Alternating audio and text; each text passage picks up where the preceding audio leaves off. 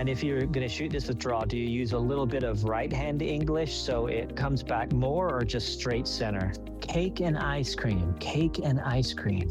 That's how you celebrate. Yummy. There you go. Nice. So today I did a coaching session with one of my long-term students, and you will see a part of this session where we're discussing this particular layout. There is a lot of interesting stuff to come, so sit back, relax, grab a coffee, and enjoy. If I had ball in hand, actually, Good thinking. I would go here and come across, and so I can come into the line. Because I'm coming across the line here. So that's probably where I would put ball in hand on the 5, which maybe is a mistake. But let's see, and then you can tell me why I did it wrong. Maybe it is, maybe it isn't. If you're watching, take a guess, let me know in the comments. And if you have a pool table at home and you want to practice, give this layout a try and practice together with us. That's why you don't do it that way. Yeah. All right. Okay, let's not do it that way, because sometimes... Again, I didn't hit the cue ball where I thought I was hitting the cue ball. It's just a clearly a recurring issue of mine. So how would you get from the 5 to the 6? Maybe here and come into the line this way to shoot it in the corner pocket? Yeah, that's what I would do. I mean, with ball in hand, what I would probably do is I put the cue ball pretty similar to where you've put it before. So if you put it again to where you had it before, where you can just go one rail, and then I would come into the line for the 6, playing it into the corner pocket though, because then I can come perfectly into the line. So here, into that pocket. Yeah, you see, if you just stand with left into the rail. But the problem now is, you don't have ball in hand on the 5, you have to play the 1 ball first, and as we just saw, getting to that ball in hand position from the 1 to the 5 is way too tricky. So you're not trying in that case to, or I would not try to get my ball in hand position. I would try to do what you've just suggested, to bring it to the long rail and come 2 rails around the 9 for the 6 into the other corner pocket. Because it's much easier to get there, and you have a lot more margin for the cue ball. As long as the cue ball passes the straight line of the 5, you will always have that right angle where you can do that. So that's much easier and much safer in that case. Okay, quick note in post, you can see you should have hit the green indicator, but instead you hit on the red dot, and that way you needed to play it harder because you played kind of a run stun through, when in reality, when you're hitting maximum high, you can hit the shot much softer.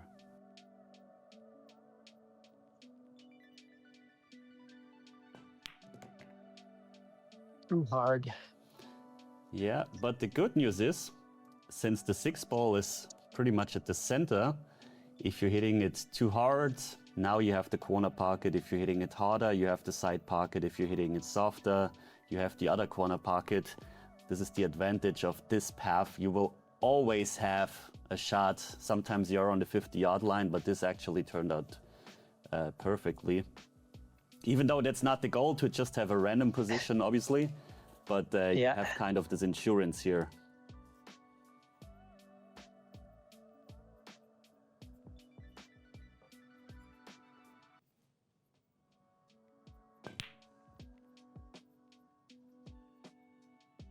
No problem.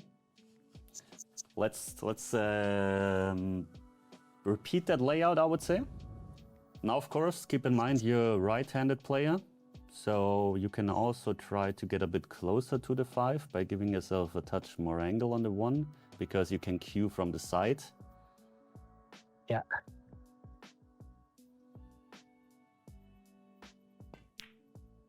The only thing here is... Don't go too far.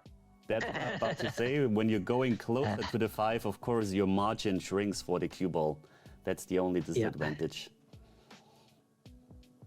All right, so this time, I think I would just roll up and roll to here. Yeah. Follow to here. A little bit of inside. Probably not even any inside. Yeah, the problem with inside is it has a tendency to bring you to the long rail, and I would avoid it I would rather I didn't have use a any worse insight angle on there, the 6 now, yeah. but Q on the Yeah. table, because now it's horrible. You don't know this shot? Good thing I know this shot. Okay, who knows? It might go in.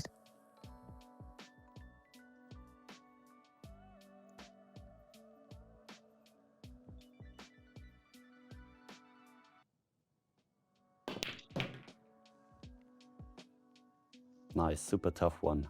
The problem here is if you want to bring the cue ball even further, even closer to the 9, you either need to increase your stroke even more, which makes it super difficult, or you need to use some right spin to make the cue ball gain some speed off the rails to bring it closer, but it also makes the shot so much more difficult. So I think this position was totally fine. Of course, this one is still a long missable 9 ball, however. Ah, yeah. Thought I had made it. Dang it. Yeah, that was really close. Okay, let's repeat that layout. All right. Because you almost got through, but of course you had to work much harder than it needs to be here. Yeah. Story of my pool career. You want to weigh up a bit. Do you want to get closer, or do you want to play it more safe and stay further away with more room for the cue ball? I mean, depends here on feels how you comfortable to me. Okay. Yeah, that feels comfortable to me. Let's go for there. Bounce just a tiny bit into the rail and a tiny bit out. Yeah, that looks right to me. Now, all right, so remember, visualize the second rail contact. I think we've practiced that exact shot like 2 sessions ago. We did, and I think now that I'm thinking about it, draw is not the right idea here. Really, just a smooth right will get it coming in at a better angle.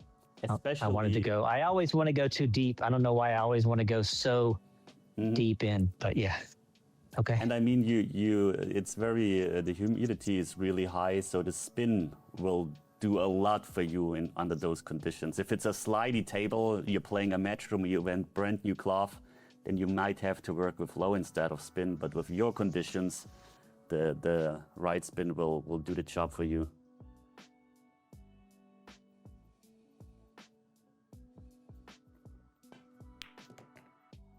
Yeah, you see absolutely no low needed. Nope, not at all. Even a bit too much right spin. Yeah.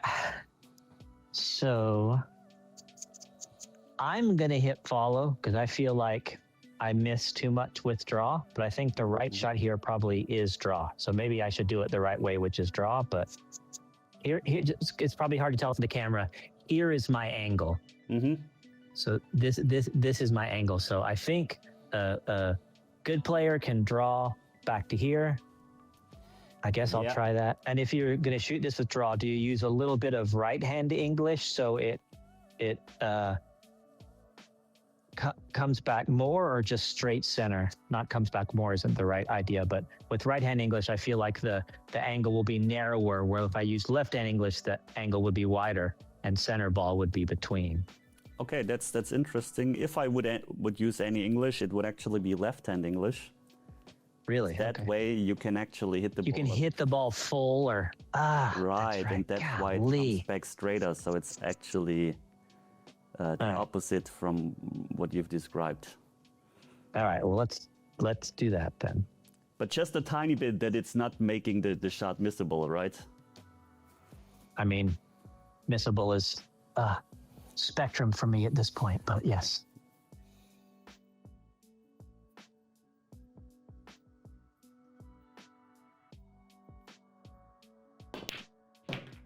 Hey, look at that. Real good. As if I knew what I was doing. Okay, kid, make a 9 ball. Cake and ice cream. Cake and ice cream. That's how you celebrate. Yummy, yummy, yummy. Cake and ice cream. Who doesn't love cake and ice cream?